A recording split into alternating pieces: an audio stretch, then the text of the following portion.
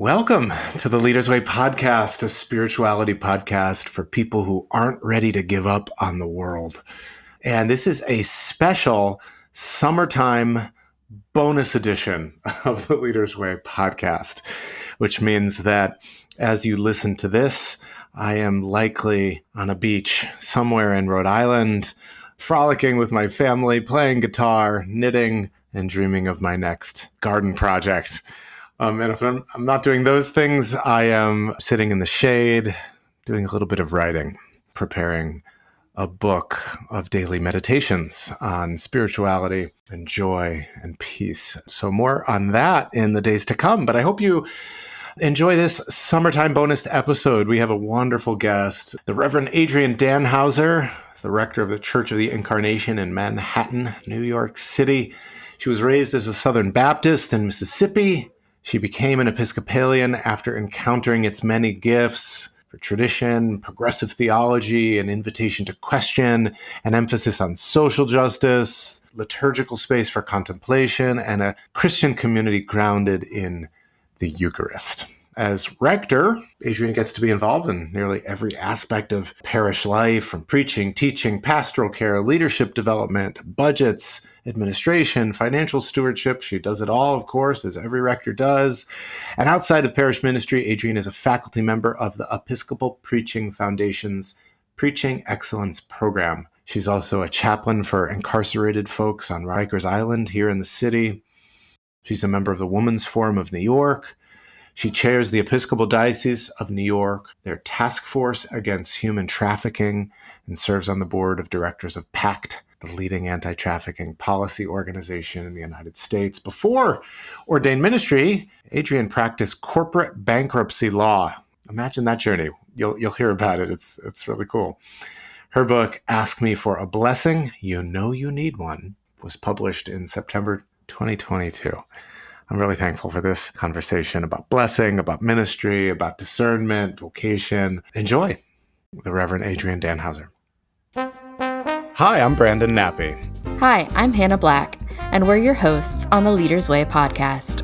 A Yale podcast empowering leaders, cultivating spirituality, and exploring theology. This podcast is brought to you by Berkeley Divinity School, the Episcopal Seminary at Yale.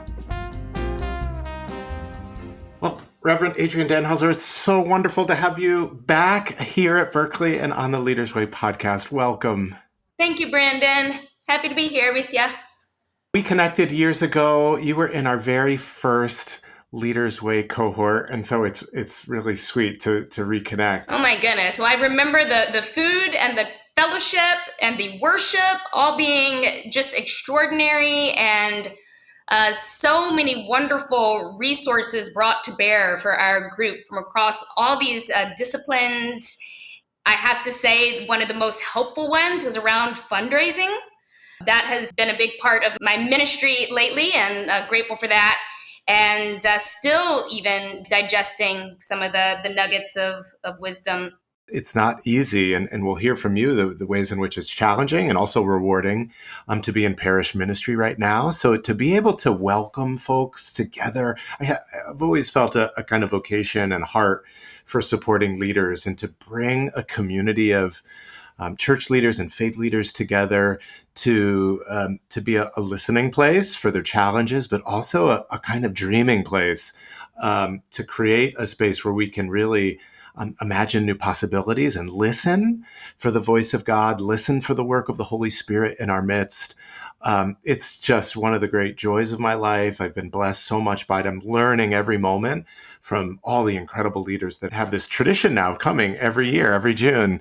Thank you for your voice and sharing your experience and being part of that first cohort, which really laid the foundation for the future. Adrian, I'd love to hear your vocation story. I don't know that I've really heard it in these years of being connected to you. And I know you have Mississippi roots. I know law school and the practice of law has been part of your journey. You're one of our alums, and so that's always really special to reconnect with an alum. But would you bless me with telling your story on how God called you for ministry? And feel free to go as far back as you'd like and include as many details. One of the great gifts in my ministry has just been to bear witness to how God is working in other people's lives. So would you tell me your story? Absolutely. Well, I'll start when I got to New York City. I was raised Southern Baptist in Mississippi. I came to New York in 2003 to practice law and was attending a non-denominational church in Times Square with a praise band. I love a praise band. Uh, but the preaching and the theology was, I just kind of have to muscle through. That wasn't feeding me so much. My husband, who was raised Catholic and had attended an Episcopal school for a little while, said, well, why don't you try the Episcopal Church? And Trinity Wall Street was on my walk to work. I was living and working downtown. And I remember the very first service I attended was the installation of Jim Cooper as a former rector. And it was Handel's Messiah. It was big and glorious. And it was at the time where they were still using the prayer books as opposed to like printing every single thing in a leaflet. And like tears were streaming down my face as I read this book. And I told my mom I had a Pentecostal experience in the Episcopal Church. Then I learned, I guess not too long after that, that Gene Robinson, as the first openly gay priest to be consecrated a bishop. And I just thought, what? Because coming from such a conservative background, I thought that was just the best news ever. It blew my mind in terms of the LGBTQ inclusivity. And it wasn't long before I was just super jazzed on the Episcopal Church, and the call to ordination crept in. The last thing to fall into place for me was the Eucharist, because again, I was raised in a tradition that didn't have the sacraments. And during this time, I've decided, you know what, I want to go back to school, get a Master of Divinity, and be a professor of law and religion. And I had learned in law school about, I was at Vanderbilt. They have a wonderful divinity school as well as law school, that you could get a JD and an MDiv, much like you can do a JD MBA. And I had considered it, but, knew that I would be, going into corporate law, and decided to put that on the back burner. So I decided, no, this is time. This is what I'm going to do. And then, everyone's sort of discernment has the twists and the turns. And so the call to ministry, sort of ordained ministry, eventually came. And I ended up at Berkeley at Yale in 2009.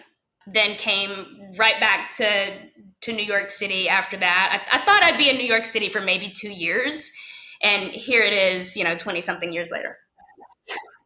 So I'd love to hone in on these moments of discernment. Maybe these are moments just before it became clear to you, and before maybe you came to New Haven to study at Yale, or maybe even through your 3 years with us here in New Haven. We have a lot of seminarians and even potential seminarians, folks who are maybe experiencing their very first intuition that there may be a call that God has on their heart. And I wonder if you could maybe provide some encouragement, or what do you wish you had heard when you were maybe vacillating or just struggling to know? That it might not be, this flash of light that knocks you to your knees like Paul on the road to Damascus. The still small voice was part of Elijah's conversion too. And I'll say one detail that was just spectacular. I was at my firm, a junior or a mid-level associate, and I told my boss, I said, I have to figure this out, and working 80 hours a week doesn't give me the space to do it. And he said, take a month off, we'll call it paid leave. Wow. Which was such an incredible, merciful gift. And I came back and I said, yep, I think this is, what I'm called to do. And another really important piece of it was a silent retreat for 8 days. Wow. You got to get a spiritual director. You got to do all the things. Okay, so I didn't anticipate the silent retreat in this. I mean, silent retreats have been absolutely transformative in my life. It's mostly the only way I do retreat now, but it took me a while to work up the courage to be silent, first for a day and then a weekend and then an extended retreat. Can you share a little bit about kind of the fruits of that experience, what it was like? I mean, all the feels manifest themselves in the midst of silence, especially extended silence like that. What was it like for you? Well, you certainly have to be wary of reading too much, right? It's, you're not supposed to speak, but you're not supposed to like take in too much either, and really give the Holy Spirit space. And for me, I just got this overwhelming joy. I would go on a run every day, and I would feel God like just running along with me, or just as close as like the chair next to me. It was such a gift, and it was a Catholic retreat house, and I got a spiritual director for that time too. The only time you could talk was in spiritual direction on a daily basis, and then you would participate in a Eucharist once a day as well. And she said that I should bear the chalice. I don't think I was comfortable handing out bread because it's a different theology around that. And I'm like, are you sure that I can do this? And I'm not a Catholic. Oh, this is during Mass, like at a Catholic Mass. Yeah. Wow, that's fantastic. Sometimes it's better to ask for forgiveness than permission. And I hadn't borne the chalice yet, and that was I had to like keep myself from like crying and making it all about me. I saved the tears for after. I love asking this question of folks and talking about discernment. And a universal theme over the last few years of having conversations with many priests and bishops is often it's the role of other people seeing something in you that maybe you can't even see in yourself. And it seems to me that a pervasive theme is that we, the individual who are in discernment, are usually really struggling, and it's maybe surprising that we've received this call and what to do with it. And then the people around us are totally not surprised. They're like, oh yeah, we've known this for years. We've known that you've had these skills. And I love that, a spiritual director would see in you this great capacity to be of service and for ministry, and just so organically, naturally hands you the cup and says, go serve. That's beautiful. Very true, Brandon, and thank you for naming that. 'Cause that's such a big deal that other people recognize it and affirm you in that way. And so, tell me about your first call after ordination. You went to. I was at St. James, Manhattan, so on the Upper East Side, and I was part of a team of 5 clergy. So I am so grateful for the opportunity to learn in that setting, essentially as a curate. And I was there for 2 years, and I still like draw on the lessons from that. And Brenda Husson, now retired rector, is my hero. Strong woman, incredible preacher. I call her the funeral master because and my favorite thing to do is a funeral as a priest. Favorite thing. Yes. And that might have been, in part from watching her in action. So St. James was lovely, absolutely lovely, and prepared me so well for my ministry today. Here at Berkeley, we're beginning a new virtual curacy program, a kind of online and in-person program for curates who don't have a traditional in-person curacy. For those outside the Episcopal world, the curacy would describe the first assignment after ordination under the supervision of a mentor, where lots of mentoring happens in apprenticeship.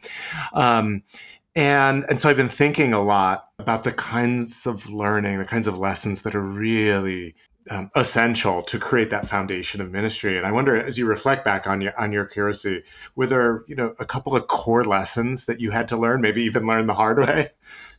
Well, certainly being in that setting allowed me to get my footing with, all aspects of parish ministry. So they're, teaching confirmation class and doing a baptism and weddings and funerals. One thing that I really loved about the way it was designed was that I kind of got a signature project. I could do whatever I wanted. And a couple of things happened there. One, I discovered that I have a passion combating human trafficking. Like I didn't see that coming, but that was a big part of my priestly vocation that emerged in that space. And so I was given the room to do some education around that for our congregation, form connections with experts in the field, and lead initiatives that would help those serving trafficking survivors, and also provide mission and service opportunities for our congregation. Now a big thing I do is lobby in Albany and DC, and so that has still become like a big thing for me. And then also, in terms of my blessings ministry, St. James gave me space to say, first, let's try Ashes to Go, because they'd never done it.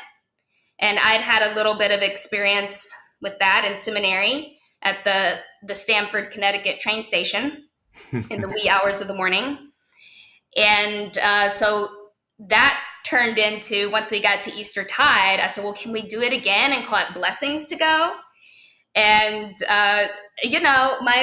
my fellow clergy were like a little reluctant, but they did it. And we got some lay people doing it with us too. For me, taking on a seminarian this fall, I'm like, this person needs a signature project. Let them do whatever they want. I think that was a gift, a true gift. Mm-hmm. So I'd love to hear more of this story about your Blessings Project. You've written this terrific book, Ask Me for a Blessing. You know you'd need one. You shared it with me years ago, and it sat on my shelf, and it's become a kind of icon for me. I have to be honest, Adrian. I'm so thankful for it, because it reminds me to be courageous. Because when you initially described what you were doing, I had this visceral nervous system response. I am a raging introvert, and your ministry on the one hand is so exciting to me and strikes a little bit of fear, and I'm probably not alone. So describe this. You described how it happened, right? You started with Ashes at the train station, but there was something in it that called to you. Can you describe how that was? Like, how did you know? Oh, I have to continue this. Well, I'll take us back even a little further. The first iteration of this ministry was called Want Prayer. And I was outside the library in Stamford, Connecticut, with a sign that said Want Prayer. And in like smaller fonts would be like family, health, employment, like just different things you might go to God with. And I had a sort of a partner with me, right? The disciples went out 2 by 2. It's an important aspect. And I was a layperson. It's not like I had a collar. You didn't need to do that to just be open praying for people. And I will give a shout out to that Southern Baptist background, that part of my faith tradition that places such emphasis on evangelism and witness and testimony and speaking to the faith that is within you. And I do believe that evangelism is a spiritual gift of mine, so that boldness might come a little more naturally to me than some. And actually now, what it looks like now, Ask Me for a Blessing, that I write on a A-frame chalkboard sign. I get to stand in front of my church with the collar. Oftentimes I'll put on vestments and a stole just so to people see me. And that's not as scary as the want prayer version. 'Cause, I mean, I have the imprimatur of the church behind me. Right. Yeah, I don't give those feelings of trepidation a second thought now. Yeah. I've been doing this 9 years. 9 years. And how often? What's the rhythm for you? The rhythm is Tuesday mornings from 9 to 9:30. I have a morning prayer service, so I get prayed up, and then I go out there just for that little part of the daily commute. And it's become a real spiritual practice that I don't even give a second thought. It's like, okay, yes, life is crazy. My schedule's out of control, but this is what I do, and I'm not gonna, move it for anything. So this is Church of the Incarnation in Manhattan. Address? 209 Madison, between 35th and 36th Streets. Just, a stone's throw from the Empire State Building. And Are they Mets fans or Yankee fans over there? Mets fans in my household, by association. My husband grew up a Mets fan on Long Island, and also by association, Knicks fan. That's a big deal right now, I understand. And then I guess the other one would be Giants. It's playoff time here as we speak. This I episode. don't claim allegiance to much of it, but my husband and I both went to Duke, so Duke basketball. I'll give a cheer for that one. That's fantastic. So, in a moment, I'd love to ask you about some stories. You must just have stories upon stories, and you share some of them in the book. But I'd love maybe to start theologically. This word, blessing, blessed, it's one of these words that, thankfully, in some ways, is still part of our secular vernacular, right? Even folks who are not people of faith or churchgoers might use this word. Right. And yet I'm thinking of, it's a little dated now, but the kind of hashtag blessed trend that went on a number of years ago. And I wonder if you can share from your perspective, theologically, how do you understand this idea of blessing? What is it that you understand is happening when you offer a blessing, in front of the church there? Well, I will say I wrote an entire book unpacking the word blessing, and I still don't have right. a sufficient definition. And I agree with you that the word blessed, people play fast and loose with that, and they don't even know they're doing it. At its simplest, it's requesting God's favor and recognizing God's favor that rests upon you. And the greatest blessing is being blessed to do God's will. Humility always must be at the core. So, the people who do use hashtag blessed, if that's still a thing, I'm not big into social media, I'm not sure. But lots of times that post might be, look at how amazing my life is. Look at how amazing I am. Like, it's not pointing towards God, right? Like, where is the point in all of this? And I'll also say that sometimes for me with this ministry, it's a little bit like blessing is the hook and prayer is the point. Right? Because blessing, like you said, people do respond to the word. And that's an opportunity for me to hopefully go to God in prayer with that person. I do believe that the power of prayer is not just about like changing God's mind or asking for some divine intervention that's going to alter a circumstance. But there's a real pastoral moment there. Being with that person and knowing that the Holy Spirit is swirling around you. So, I'm almost sensing that there might be some initial assumption that this is going to be a kind of transactional moment. I'm going to come to Mother Dannhauser in front of church, and I'm going to get something, almost like it's a withdrawal from the bank, or like God is turning on the energy from the electric company and grace suddenly starts to flow transactionally. And of course, grace is flowing all the time. And what I hear you inviting folks into is something that in one way might be transactional, but is much more relational. I suspect that by the end, you're praying with someone. Not only are you having a relationship with this person, stranger, or a friend, or whatever, but you're actually inviting folks into a relationship with God, which is amazing to think about. Like on the way to work, like I presume you have commuters and professionals going into work and all that sort of thing. Did I like respond to that? Does that sound like how you understand it? 100%. It is all relational. And I think that people are often surprised when they walk away. Like, who knows what the expectations folks come in with. But yeah, I'll just tell you about one. So this woman sees my sign. She comes up and she stops and she's like, well, that is, I think, the most Christian thing I've ever seen. I said, well, thank you. Tell me about your spiritual side, which is a go-to for me. Tell me about your spiritual side, because you don't know what they're gonna come back with. And I'm glad I didn't ask, oh, what's your Christian denomination? Because she didn't have one. And she had been, raised Catholic, but hadn't been in church for 35 years. And she wasn't sure where she was going on her spiritual journey. But when someone brings like that sense of openness, there's such possibility. I love this question. Tell me about your spiritual side. It's not a question, right? But it's an invitation. And before I move on from that, Brandon, I'll say that often gives me an opportunity to also evangelize for the Episcopal Church.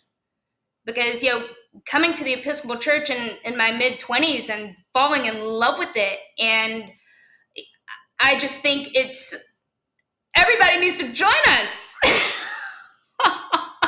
And sometimes they do. Sometimes they come to my church. I even have one man he's an atheist, he says, but he introduced me to someone as his pastor. No, I mean, the Episcopal Church is such a beautiful treasure. It's a community that I discovered, only in the middle part of my life, and have been overwhelmed by the way in which God is moving in it, and it's just spoken to me, this community of faith. And I mean, one of the pieces that you referenced before, a kind of hallmark of Episcopal identity, is the kind of radical inclusivity. Mm-hmm. And a number of years ago now, Pope Francis made a big stir when he approved a blessing for same-sex folks, right? And so there was a moment where the world was sort of reflecting and talking about blessings and who could get one and who can't have one and why. And of course, with the recent papal election in the Roman Catholic Church, some of that conversation has been stirred again. And I wonder if you could reflect, especially for some of our maybe non-Episcopal listeners, for whom the Episcopal Church is totally new, how the Episcopal Church in general and how you approach blessing. Is there any kind of radar or filter in terms of who can get one and who cannot and who's worthy and who's not? Come on, come on. I'll allude to a story in my book where this young woman was day drinking, tipsy, and she sees my sign and says to her friend, I need a effing blessing. Fill in the full word there. And I said, well, come on over. Yeah, so it's totally inappropriate to say, but I'm here for it. Yeah. Yeah, so, this idea that there are litmus tests around worthiness to receive a blessing. I mean, thank you for sort of casting all of that aside and just like lavishly and abundantly offering blessings to people. Do you find that there are any themes that you bump into often? Peace. People are just spun up, whether it's what's going on politically, interpersonally, I don't know if New Yorkers are busier than anybody else. I will say that an acupuncturist once told me, just being in New York and all the stimulation around you, like your body absorbs that and you don't even realize it. Yeah. So yes, acupuncture can help, but a prayer life is super important. And folks just feel pulled in different directions. And I'm often quoting uh, Jesus telling his disciples, "My peace I give you, my peace I leave with you." And Mm, we are his disciples, and this is our inheritance. And just a lot of affirmation around that, and a lot of listening. yeah. Other themes, health. Somebody's mom was diagnosed with cancer, or there's a hospital not too far from here. So sometimes people are going to the hospital for a test or to see a patient. And then relationships. I wonder, how many years did you say? Did you say 9? 9. 9. Wow. Yeah. I wonder how this has evolved and changed for you over the years. What lessons have you learned? I presume when you do something like this long enough, there's shifting and learning that happens. Like as you reflect on all these years, what are the lessons for you? Mhm. Well, a good thing and lesson for me before I even started doing this was something Dr. David Gortner, who's at Virginia Theological Seminary, he calls naming the holy. If someone says something that I feel like, oh, do you think God was at work there? Or that sounds like you were in the right place at the right time. Yeah, and kind of put it back to them if they agree. You don't want to label something that Right. someone might take issue with. But I had a conversation with a young man the other day, and he told me at the outset that he was in a moment of transformation. And then he went on to describe how utterly broken he felt, that he didn't know up from down, and he was crying. And I'm like, I think you meant to say you're in a moment of transition, but do you know what you said? You're in a moment of transformation. And that is a prophecy. You just prophesied over your life, and God is going to fulfill it. Wow. But you definitely want to match the person's energy. It's a lot of, it's just honing those pastoral caregiving skills. Yeah. And there have been, I continue to be surprised at the variety of things that come my way. I presume some days are better than others. There's some days that probably feel really fulfilling, and other days that are probably just hard. I suspect that not everyone is happy to see you, and not everyone wants a blessing, and not everyone passes you quietly, and some people probably give Yeah. you a piece of their mind. But maybe that's not even the challenging thing. Like how do you name the challenges, Yeah. and then how do you work with them? What do you do in those moments of real pushback or challenge? Well, I don't have pushback too frequently. I mean, I'll get a lot of side eye, or someone moving to the other side end of the sidewalk or rolling their eyes at me. That doesn't get under my skin. Some of the challenge, it's still there for all of us, is just trusting the Holy Spirit to help you show up for this person in the way they need it. Yeah. Usually no one is looking to engage in a debate, right? If somebody has something nasty to say, they usually say it while they're moving. and I'll just say, God bless you, sir, like that. If someone is moved by this ministry, obviously check out the book. The book lays this out in great detail, and it's just really it's a beautiful read. Ask me for a blessing, you need one. But do you have some encouragement or tips in terms of getting started? Well, I do, Brandon. It's chapter 7 of the book. See how I teed that up? Yeah. Well, chapter 7 is all about the practicalities of it. I mean, whether you want to get out on the street or whether you just want to be more comfortable praying for other people, because I mean, that's really what it's all about. And I just had this sweet group of folks at a church in Connecticut who are ready to go out on the street and do this. They have a big what they call a prayer wall. It's like a chalkboard sign, and you write what you're praying for, what you're hoping for.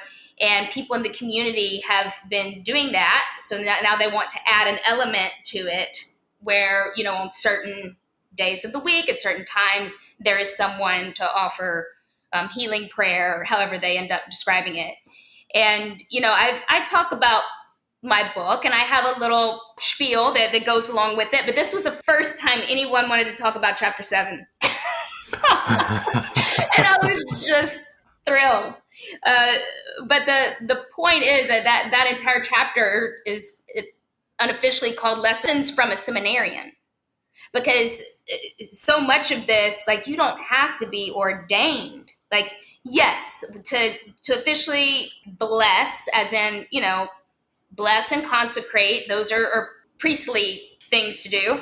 But you can reframe it, and nobody has to feel excluded from this ministry, because it is the ministry of the baptized. Yeah, I mean, in this divided moment, in a moment of, I don't know, stressful commuting on their way to work, in a moment of violence throughout the world, I mean, just to be alive today is hard and is overwhelming. And it seems to me, at its core, what you're doing is you're just loving people in public. That's what it is.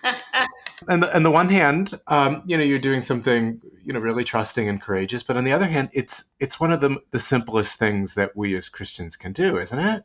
Yes, we're building up one another in the body of Christ if we're doing it with fellow Christians, but also as, fellow humans in the family of God. Lord knows we need it.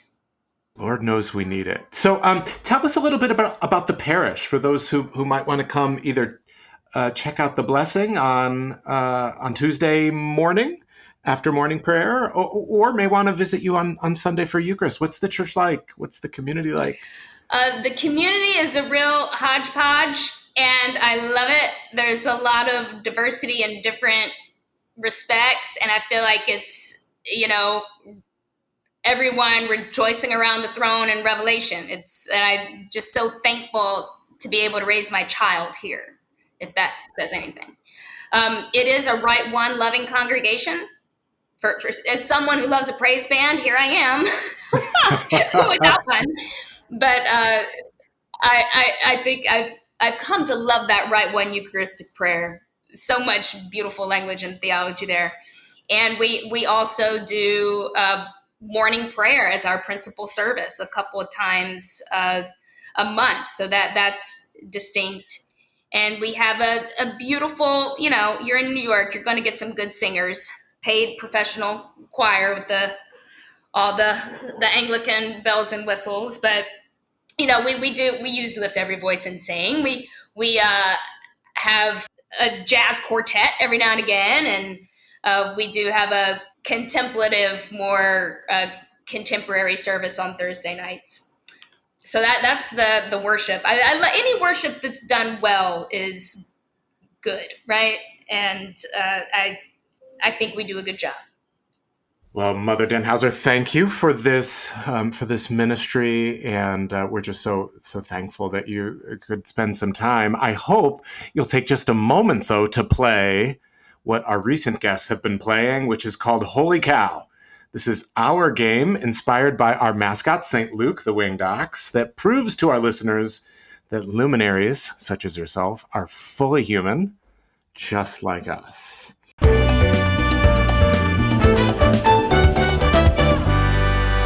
Here we go, Adrian. Your favorite snack? My favorite snack, flaming hot Cheetos dipped in ranch dressing that's mixed with sriracha. Wow!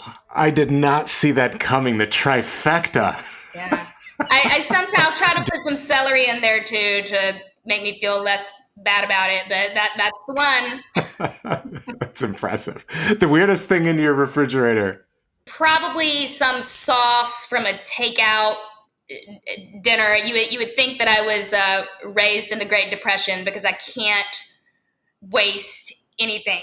And so hopeful, right? Like, you'll definitely use that little container of, sweet and sour. And some marinade or, but there's probably a few of those with mold in the back. I love it. Most random former job. The summer after my senior year of college, I was working at a Jimmy Buffett concert.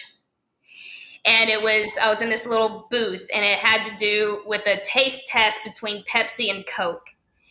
And we had these little oyster crackers for people to cleanse their palate, okay, in between, and like a plastic spoon. And, you just spoon up your oyster cracker, put it in your hand and put it in your mouth. But so many people had been drinking heavily that they would put the spoon in their mouth.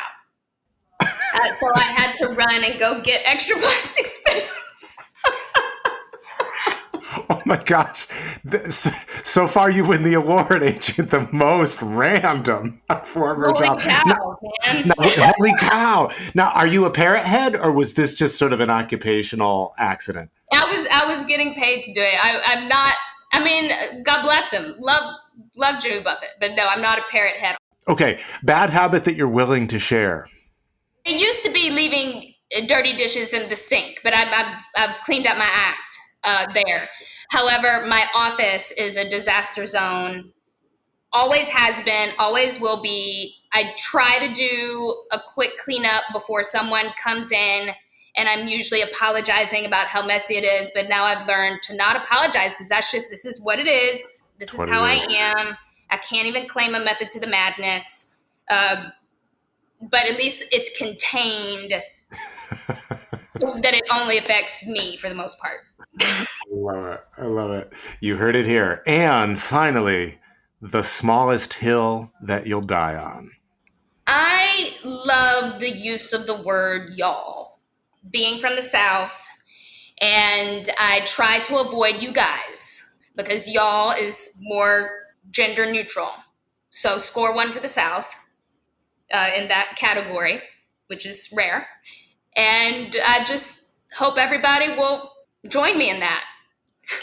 I love that this was your smallest hill, because I'll die on this hill too. And I have been converted as a lifelong Northerner, grew up here in Connecticut. I live 10 minutes from my home. I have just fallen in love with the South over the last number of years as my daughter has ventured down for college in Tennessee. And y'all is just a superior construction. And you guys needs to be retired. Needs to go. Needs to go. I agree. Well, I can't think of anyone better to bless us. You have a resume 10 miles long for blessing. Would you bless us, the podcast, the listeners, and anything else that your blessing feels like touching at this moment? All right. Well, yes, for you, Brandon, for your listeners, for this Leaders Way podcast, blessing on your ministry. In the name and power of Jesus Christ, may you be nourished and sustained and emboldened by his grace. May you be reminded that not everything depends on you, and grateful for a little organized chaos, because a little chaos leaves room for the Holy Spirit. And may you always be blessed to do God's will. Amen. Amen. That blessing might have been more for me. I don't know. I was just speaking to my what I need to hear. Oh, we all need it. Rev'd Adrian Dannhauser. Ask her for a blessing. Thank you so very much for all you do. Thank you. Thanks for listening to the Leaders Way podcast. You can learn more about this episode at berkeleydivinity.yale.edu/podcast. Follow along with us on Instagram at theleadersway.podcast. And you can rate and review us on your podcast app, and be sure to hit follow so you never miss an episode. And if you like this episode, please share it with a friend. Until next time. Peace be with you.